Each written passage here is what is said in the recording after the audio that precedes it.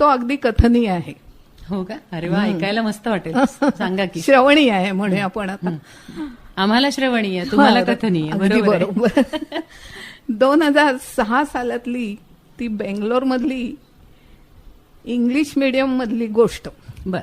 त्या English medium वाल्या शाळेत ती जायला लागली. म्हणजे तो पहिलाच दिवस होता, अगदी फर्स्ट डे. त्यावेळी आम्ही दोघंही मुलाकडेच गेलो होतो. सुनेची एमकॉमची परीक्षा होती म्हणून ती 20-25 मैलावर असलेल्या एक्झाम सेंटरमध्ये त्या दिवशी ती परीक्षा द्यायला गेली होती. बर. आणि मुलगा त्याच्या फॅक्टरीत 25-30 मैल दूर, त्याची फॅक्टरी तिकडे इतक्या लांब, दोन्ही 2 टोकं आणि ती सुद्धा. अच्छा. आम्ही मध्ये, म्हणजे आमचं मुलाचं घर मध्ये. आणि तिचं नाव आभा, आमच्या त्या नातीचं. तर ती सकाळी 9च्या सुमारास स्कूल बसनं शाळेत गेली. आता ती 12 वाजता परतणार होती. तिचे आजोबा काहीतरी कामासाठी बाहेर, म्हणजे तुमच्या लक्षात आलंच असेल, तिचे आजोबा म्हणजे माझे मिस्टर. मी एकटीच घरात. मी स्वयंपाक वगैरे आटपून आता नहायला जायच्या तयारीत होते. गॅसवर दोन्ही शेगड्यांवर पाणी उकळू लागलेलं, कारण डोक्यावरून पाणी ओतायचं होतं ना. बरोबर. शिवाय केसांची चिकट मेहंदी धुवायची होती. बरोबर. त्यामुळे भरपूर पाणी हवं होतं. तेव्हा डाय टिल डाय ही प्रोसेस नव्हती. अरे, माझ्या तर लक्षात आहे वाटतं तुमच्या. अच्छा. बर. अंगात एक गाऊन अडकवलेला. तेवढ्यात शेजारच्या पद्मा आंटी, म्हणजे घरमालकीणबाई, त्यांच्या घरी फोन आलाय असं मला सांगायला आल्या. अच्छा. म्हणजे त्यावेळी मुलाकडे फोन नव्हता. हो. मी मोबाईल गेल्या वर्षी प्रेझेंट मिळाला म्हणून पहिल्यांदा वापरू लागले. अच्छा. प्रेझेंट मिळाला म्हणून.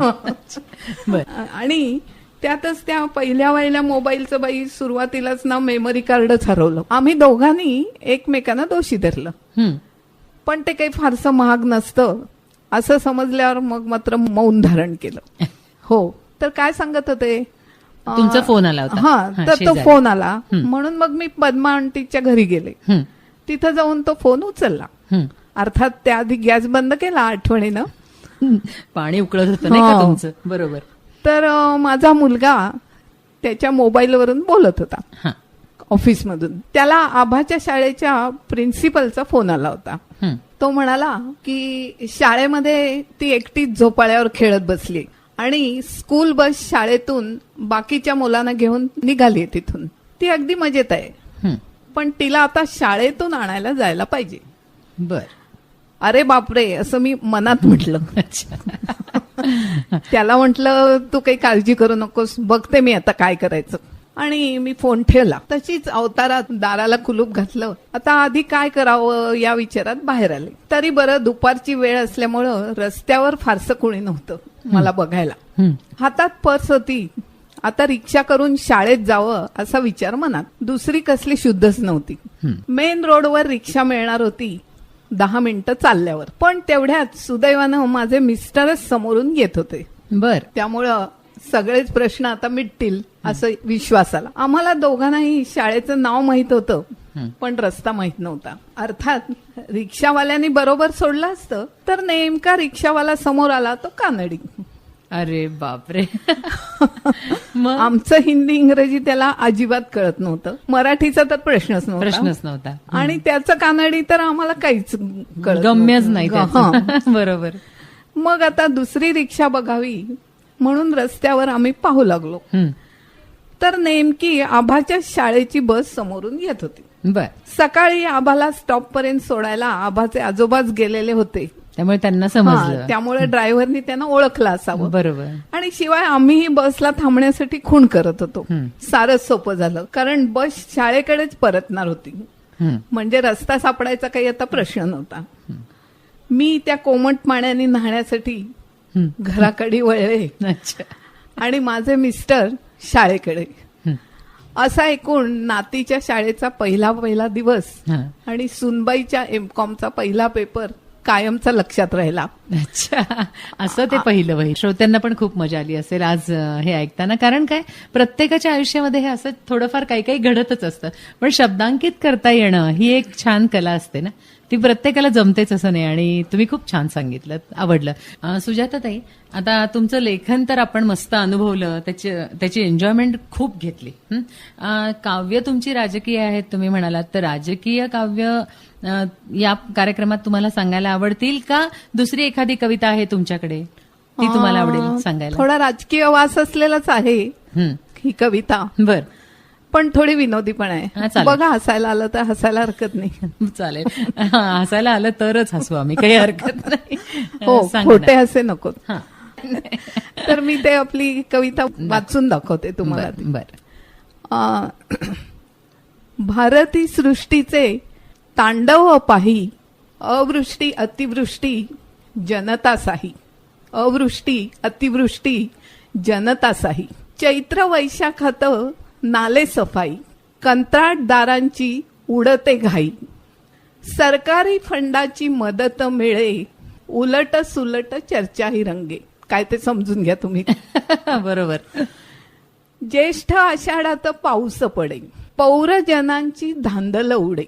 पुरांच्या खबरीचे पुर हो येती, दरस आली तेच फोटो छापती. हवाई पाहणीची विमाने उडती, हवाई पाहणीची विमाने उडती. प्रवाशांचे मात्र हाल हो किती. श्रावणी पाऊस मदतीचा झडे, दुष्काळ असो तर ओले वा कोरडे. गरजवंताला न काही मिळे, अक्कलवंताच्या हातात सगळे. भादव्यात येती गौरी गणपती, कार्यकर्त्यांना देती ते स्फूर्ती. आरती मिनिटांची, बघा, आरती मिनिटांची सकाळ सांजची, बाकी भरती नाच गाण्यांची. खरंच आहे, डॉल्बी. प्रदूषणाची ऐसी की तैसी, दरस आली गण राया हो बुडती. भाद्रपद झाला, आता अश्विन. बरोबर. नवरात्र पूजेची अश्विनी शोभा, रास दांडियाचा उसळे हो दंगा. रातभरी रतिब नाच गाण्यांचा, नुरे धाकमुळी दंडुकेशाहीचा. तुमच्या लक्षात आलं असेल. आता आला कार्तिक. आली दिवाळी काळजी दाटली, गॅस तेलांचे भाव वाढवी. निवडणुकांचे वारे मतलबी, बघा, आपल्याला खारे आणि मतलबी वारे माहिती, हे निवडणुकांचे वारे मतलबी. घोषणाबाजीचे नारे घुमवी, घोषणाबाजीचे नारे घुमवी. दारूची धुंदी पैशाची मस्ती, खुर्चीची लालसा मनी हो धरती. ती ज्या शालजोडीतून देताय ती शाल फारच किमती दिसते. कोण जाणे लागेल की नाही, पण शक्यता कमीच आहे. ठीक आहे, ठीक आहे. पुढे झालं, संपलं. अरे वा, किती रंगून गेलो बघितलं का आम्ही त्याच्यामध्ये, कळलंच नाही आम्हाला कविता संपलेली. वा, खूप छान, मस्त. म्हणजे विनोद आणि राजकीयत्व हे दोन्ही एकत्र केलं तुम्ही आणि काय मस्त केलं. म्हणजे आणि तुमच्या कवितेचं एक वैशिष्ट्य वाटलं आणि श्रोत्यांनाही वाटलं असेल की कुठेही तुम्ही असे जडजड शब्द किंवा काही कल्पना किंवा असं काहीतरी म्हणजे आउट ऑफ द वे जाऊन तुम्ही काहीही करत नाही. रोजच्या बोलण्यातले, संभाषणातले शब्द वापरून खूप सुरेख व्यक्त होत आहेत मनातल्या भावना. खूप मजा येते सुजाताताई गप्पा मारताना, कारण तुमचा विनोदी स्वभाव जो आहे ना तो आपल्या सगळ्या लिस्नर्ससाठी खूप गमतीशीर ठरणार आहे आणि त्यांना आजचं साहित्य रंग नक्की खूप आवडला असणार.